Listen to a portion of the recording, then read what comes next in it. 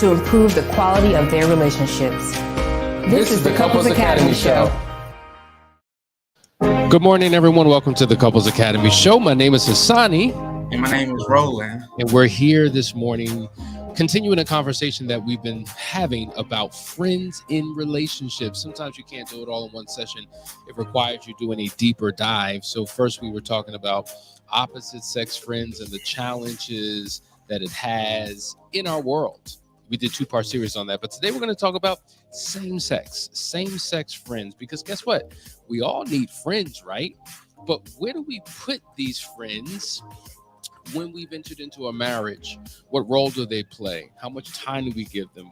When do they enhance the relationship? When do they take away from it? And so that's our conversation today. So if you have comments, if you have challenges in your relationship as it relates to your spouse's friends, let's talk about it. But listen, we want to know who you are. State your city, state, and country so we can represent you. Make sure you take the time to like, share, and subscribe. We want everyone to know that we're live and for them to join the conversation. Listen, guys, we're excited because we're just a few days away. Yes, I know it's 4th of July weekend, and many of you are going to be having an amazing time celebrating with family and friends. But just a few days later, we have our last chance weekend, and the phones are blowing up. People are registering. So I want to thank you all for doing so. But we still have room for a few more.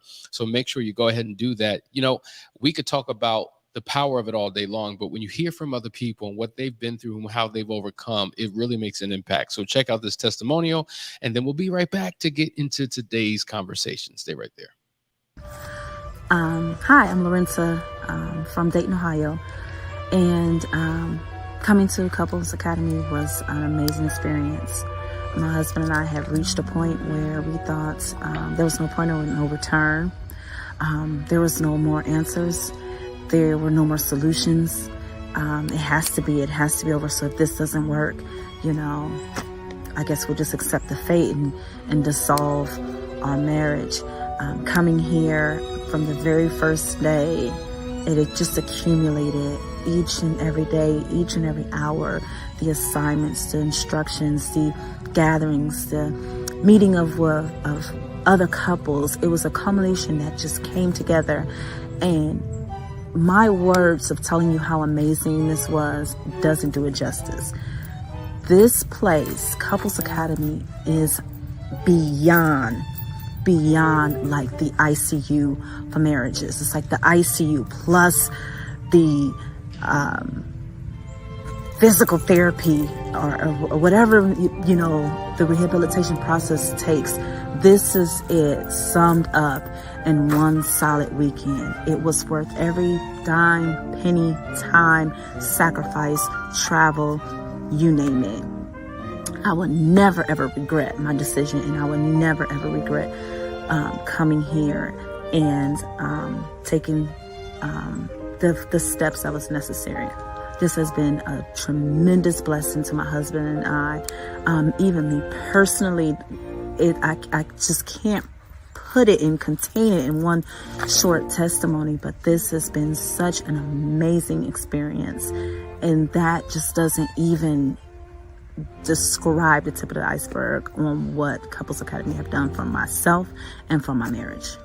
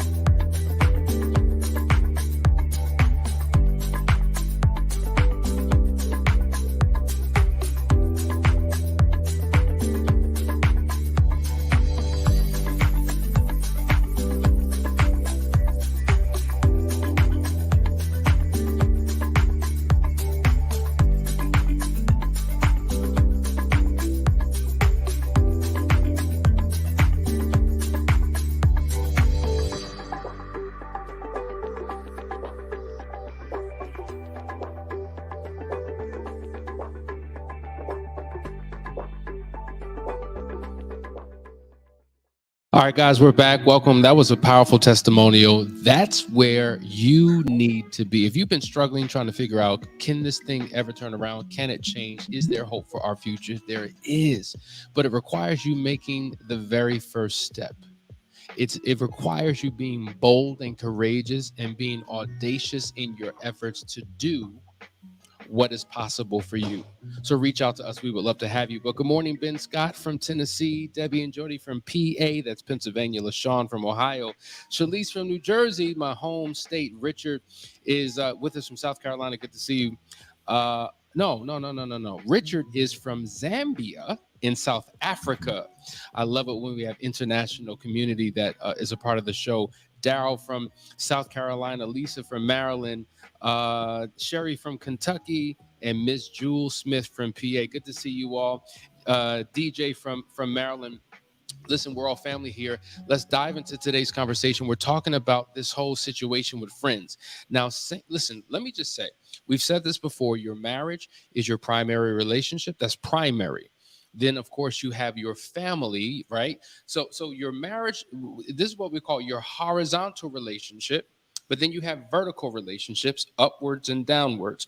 Vertically up, you have your parents. Vertically down, you have your children, right? So it's partners first, parents second. Your partnership first, you and your spouse. Your parents come second, or your parenting to your children comes second, because the marriage is the foundation of the family. If you have a broken, tattered, and torn partnership, it will impact the family, the children, the parent. So you have to make sure that this is tight and this is strong, because this is the covenant relationship. So when you had enough adequate time developing this, right, then you could begin focusing on friends, which are extensions to your marriage and family. And friendships are critically important. You need to have them. You need to have people outside of your spouse, outside of your children, your parents, your cousins, your friends, that you connect with, because it's healthy for your own sanity, your own healing, your own community, your own socialization. It's just an important factor.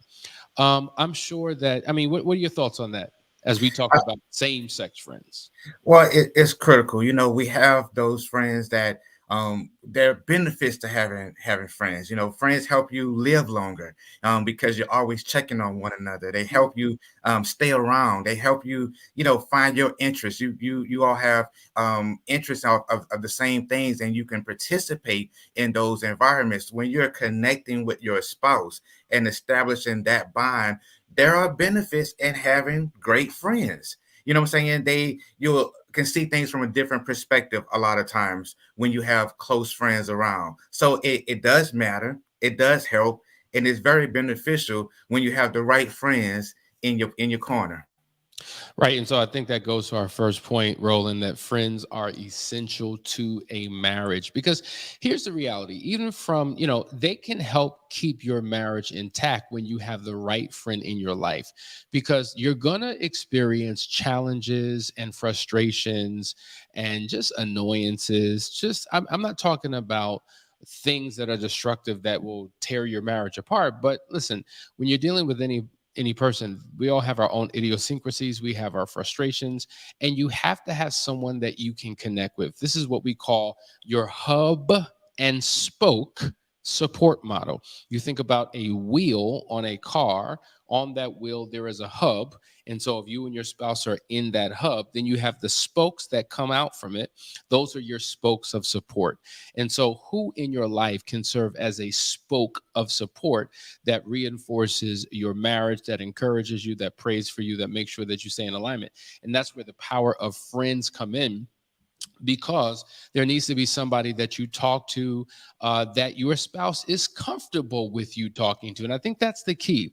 A lot of times we have friends that our spouse may have a problem with.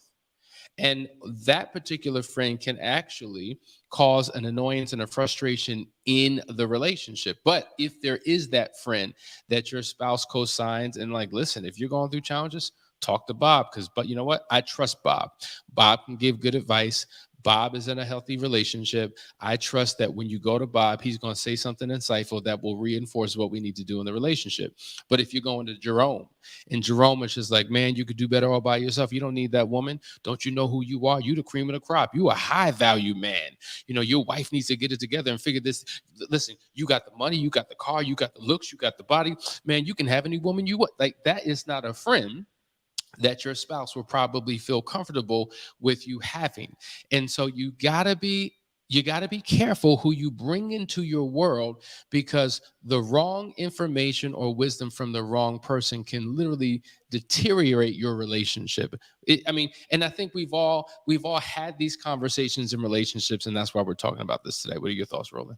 Man, listen, absolutely. You know, certain people in your life that you so-called your friends, they can help hinder or hurt your marriage and even you a lot of times. And we have to be careful who we call our friends. You know, we have placed this friend title on so many people so loosely because we have given associates the title of friend when in all actuality, they're not benefiting us. If your friend does not add or multiply to you, but they subtract and divide you, you might want to reassess who they really are in your life. Because if your friends are jealous of you, we don't like to use that J word, but if they're jealous of you, they're probably not your friend. You know, if they can't celebrate your wins with you, if they can't rejoice when you accomplish certain things, maybe they're really not your friend. So you might want to do an assessment of who your so-called friends are in your life. Raise the volume all the way up. Bring it all the way up. And I want you to press that button at the bottom to the right. Press the button. Roland just broke down relationship mathematics. Did you hear what he said? What he said was people will either add or multiply into your life or subtract and divide from your life. What a perfect way of determining who should be in there. Now think about this. The people who add and multiply into your life, these are the people that God may bring into your life. But the people who subtract and divide from your life, the enemy may bring those people into your life. Right? So some people are brought into your life to bless you. Some people are brought into your life to curse you. And sometimes you're not aware and can't see what is happening.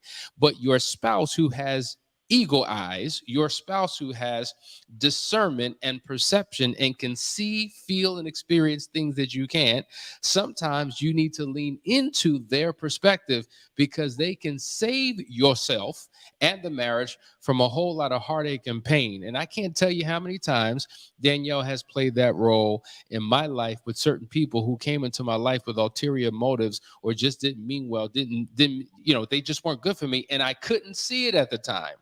And because I fought and things happened that didn't need to happen. I'm like, Danielle, you're crazy. You don't know what you're talking about. You don't have no evidence. You don't have no facts. You just making stuff up. You just have issues. And she was right every single time.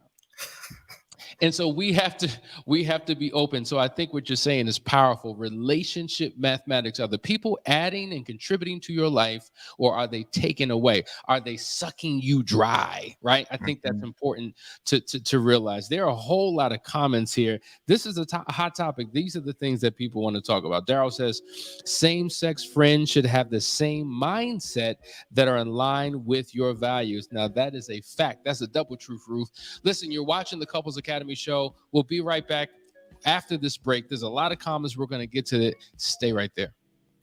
Couples Academy is committed to serving couples around the world by reaching beyond cultural lines and language barriers. We are proud to announce that we now serve the Spanish-speaking community. So whether you're here in the United States or abroad, Couples Academy has a place for you. Couples Academy se compromete a servir parejas de todo el mundo, superando las fronteras culturales y las barreras del idioma. Ahora, estamos orgullosos de anunciar que servimos a la comunidad de habla hispana. Entonces, ya sea que estés aquí en los Estados Unidos o en el extranjero, Couples Academy está aquí para servirle. Welcome to the Couples Academy app. The Couples Academy app is your go-to hub for how to do marriage right. Get started with our app today by perusing our amazing features that conveniently allow you to connect. This app is packed with powerful content and resources to help you grow and stay connected. With this app, you can watch our messages, find marriage resources, watch, listen, and read the real-life stories of restored couples, sign up for events, read articles and blog posts, stay up to date with push notifications, share your favorite messages via Instagram, Facebook, Twitter, or email, and download messages for offline listening. For more information about the Couples Academy app, go to couplesacademy.org.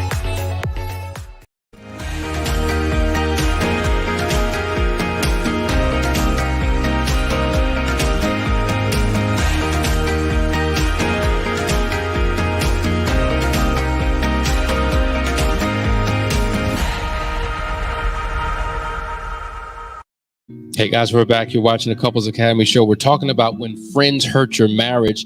Roland, let's just dive into these comments and questions. Man, it is blowing up on this topic. Blue says, what if my husband doesn't want you to have a friendship with his friends? It's quite interesting. Right. So I got my friends over here and you can't. No. These are my friends. No, I don't want you around them. I don't want you engaging with them. I don't want you talking to them. You back up. I'm compartmentalizing this aspect of my life from you.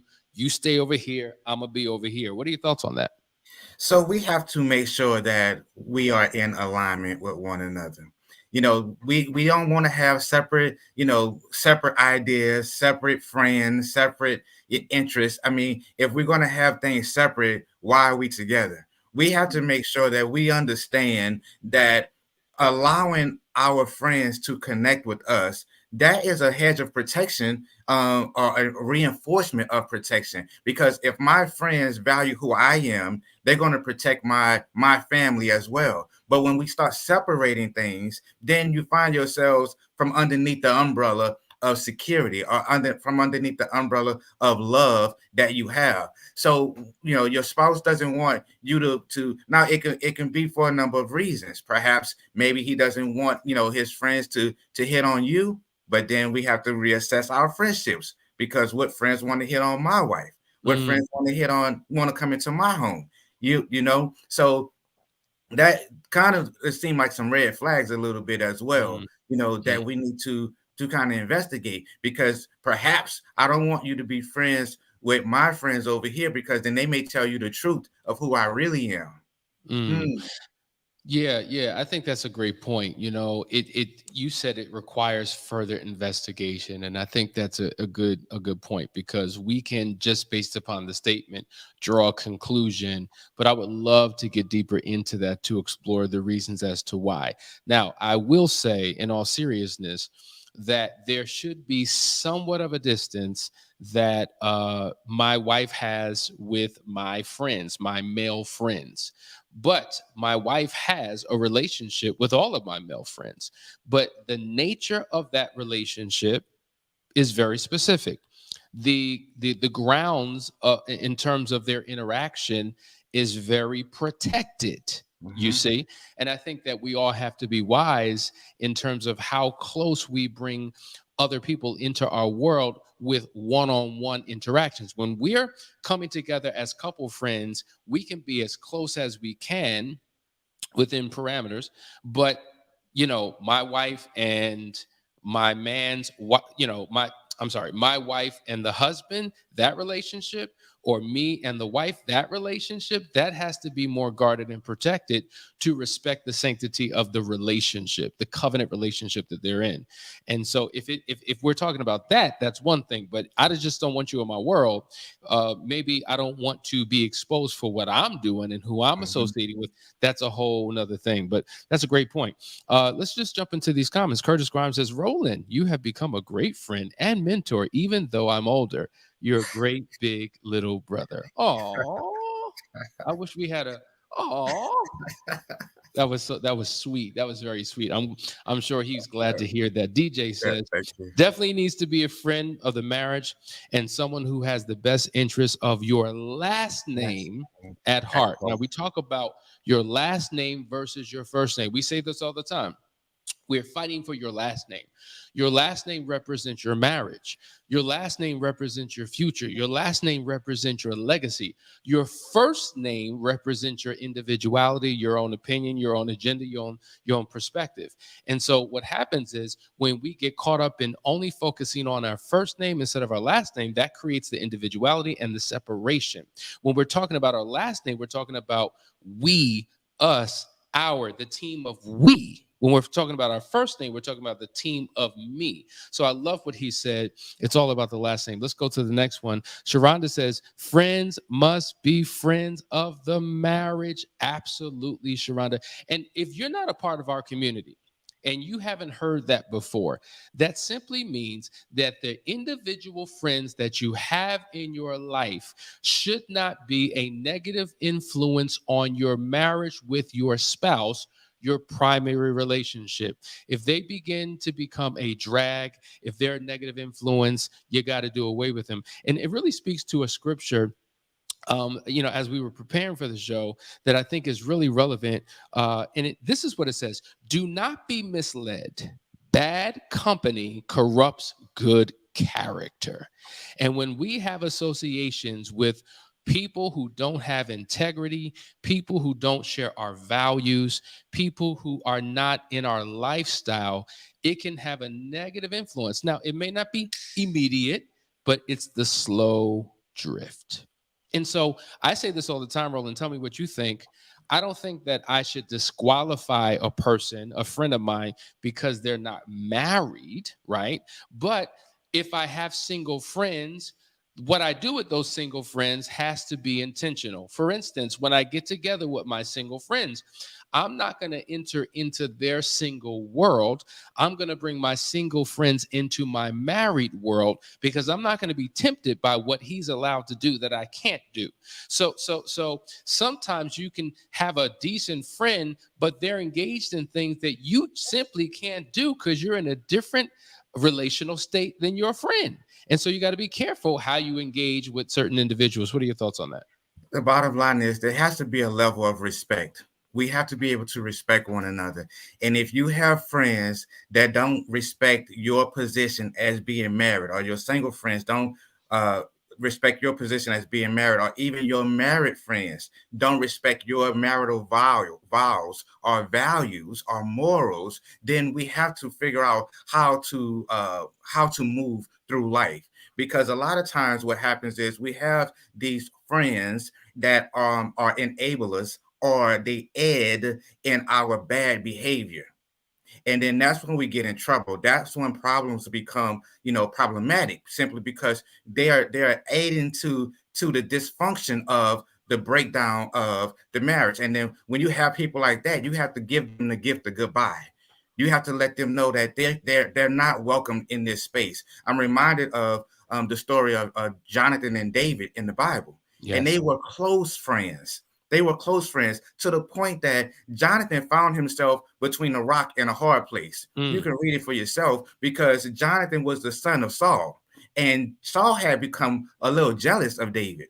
And Jonathan had to let David know, because they were that close. Hey, listen, my dad don't really like you, and he coming for you, but I just want to let you know I'm standing with you because we are that close. We have that type of bond. And when you have something like that, that is the level of respect of a person that you want in your corner. You don't want somebody that's going to kind of throw you under the bus and call themselves your friend. It just doesn't work like that. Excellent point. Excellent point in terms of their relationship. That represents a healthy relationship, and that's what we're talking about. Those type of healthy relationships are good for you. They're good for your family. They're good for your life, And I think we really need to take some time and assess the people who are in our lives, because in essence, you become the subtotal of your 5 closest friends. Like, if you want to know where you're going in life, take a good look with your friends. If you want to know where you're going to be in terms of success and finances and relationships, take a good look at your friends. It's so crazy because, listen, Listen, we all have challenges and struggles that we go through. But you have to realize that when you're going through things, there has to be that friend that can offer advice and speak to you. You got to be careful who you go to, because if everybody you're going to is in the same miserable situation that you are in, even though they may mean well, those type of friendships can drain you and take away. I've seen this happen. I've seen healthy people in a marriage stay connected to people who were going through hell, and the ones going through hell, their voices became so loud, their frustration, their bitterness, their resentment for their spouse became so loud that it began to impact the friend who was in a healthy relationship, and now their relationship starts looking sketchy. So should those friends be cut off? No, but you should just really reset what the nature of those friendships are like, what you talk about, what you don't, and be careful where you get your advice from. There's a powerful scripture that says, whoever walks with the wise becomes wise, but the companion of fools will suffer harm. Proverbs 13:20. So I think that speaks to the selection process. And friends, we got a couple more comments. Kimberly says, we realize coworker friends were having a negative influence on our marriage. Those are the people who spend 8 hours a day with. You may not realize the slippery slope when most of them are single. Now, Roland, I want you to jump in here because it's true. If you think about it, we live a 24-hour day.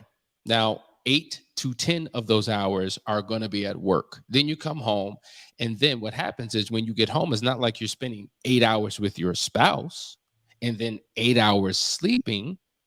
There's no perfect balance like that. A lot of us spend an overwhelming amount of time at work building relationships with coworkers, developing, and I don't mean this in a negative sense, developing intimacy. Because listen, we've been working together for 5, 6, 7 years. I know you, you know me. How was your weekend? Let's talk about politics. Let's talk about what came on TV last night. Like, you have legitimate relationships. You're forming friendships. Then you come home disconnected from your spouse. You go one way, they go another way. You're on your phone. There's, scrolling through television stations. There's no connection. There's no conversation. You have better relationships outside the home than what you do in the home. And that is a problem. That's why you got to really double down. So if the people you're connecting with all day long at work aren't necessarily good for you, it can have an impact on what happens within your home. It absolutely can. But the fact of the matter is, while we spend 8 to 10 hours at work, we are integral 24/7. We have to maintain a level of integrity even at work. And so what happens is we spend that time with our coworkers. We are establishing friendships and relationships because of the amount of time that we're there. But no coworker, no friendship should be able to trump the relationship that we have with our spouses. We have to maintain a strong level. And that's why it's important to communicate throughout the day, and allow that intimacy to continue to roll with your spouse throughout the day. So that way, by the time you do get home, you don't feel so disconnected. Yes. It can happen. It can happen. It's a real thing that if you go the whole day, you see each other in the morning, you go off to work, because what happens is now you both have a set of coworker friends that you're spending a lot of time with, and it compounds on top of your relationship. We have to maintain a strong relationship at home so that way we don't fall into inappropriate relationships at work. Facts. And just some things to consider when it comes to your friends.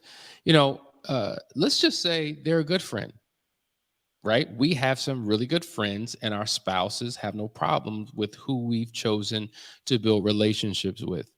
But it becomes a problem when you spend too much time with your friend. If you're always going out, where you going out? Oh, I'm going out with, again, like you were just out for the last 2 nights and you going out again, right? Or every time I come home, you're on the phone, right? For hours engaging in conversation. We don't even have time to talk because you're busy talking. You texting, you FaceTiming, you Marco Poloing. You're so connected to other people and not taking the time to invest in your own relationship. And so now even though that's a good friend and I don't have a problem with her or with him, I'm feeling some type of way now, right? Or maybe you have a friend where, as we said, there's always a complaint. They're always talking about what they're going through with their spouse, and you pour out, and all you do is talk about what's going on in your marriage. And so now it becomes a dump session. So now your spouse may have a problem with the nature of your conversation because it's not helpful, it's not healing, it's not bringing you to a better place. As they say, misery loves company, and all you find yourself doing is venting and getting into a frustrated state. And so you really have to be mindful. And so this is why it's important that with your spouse, you take the time to have conversations during your workday to assess certain relationships. The question is, why don't I like your friend? Is it your friend? Is it me?